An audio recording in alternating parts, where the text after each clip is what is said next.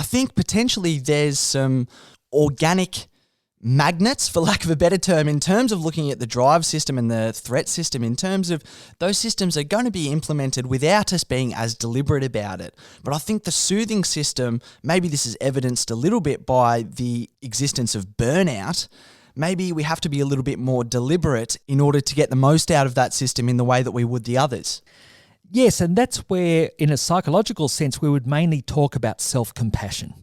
Because self-compassion looks to activate our soothing system.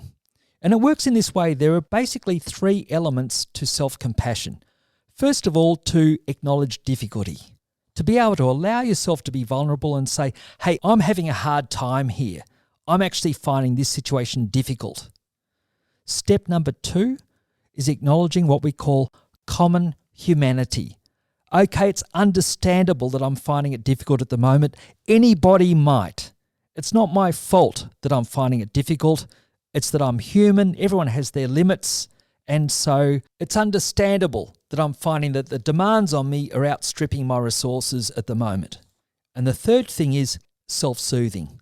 Looking at some kind of way that you can improve your situation. Now, sometimes that might be also improving a situation by drawing on other kind of supports or resources, but it will often also include some kind of kind self-talk, maybe taking a bit of time out, allowing ourselves breaks, allowing ourselves leisure time, drawing on what kind of assistance that we can. Also, I suppose, maintaining contact with our GP, drawing on what health supports that we might have as well. There are all sorts of things that are involved in improving a situation. But as we've talked about in the burnout episode, it's partly looking to either reduce our demands and bolster our resources, but some of the best resources that we can bolster are the self-soothing ones. And that often might involve something like meditation or yoga, certainly any kind of leisure activity, a creative pursuit or hobby can make a difference that way. But usually some kind of arousal-reducing mechanism will help, and physical exercise can be part of that. Well, I find this a really interesting area because I must admit the first time I ever came across the concept of self-compassion, I thought there was an element of weakness to it.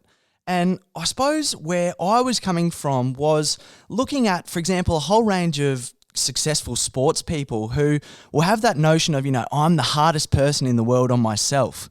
And in many ways, like that's kind of celebrated, that idea of being super hard on yourself and it leading to achievement in some ways.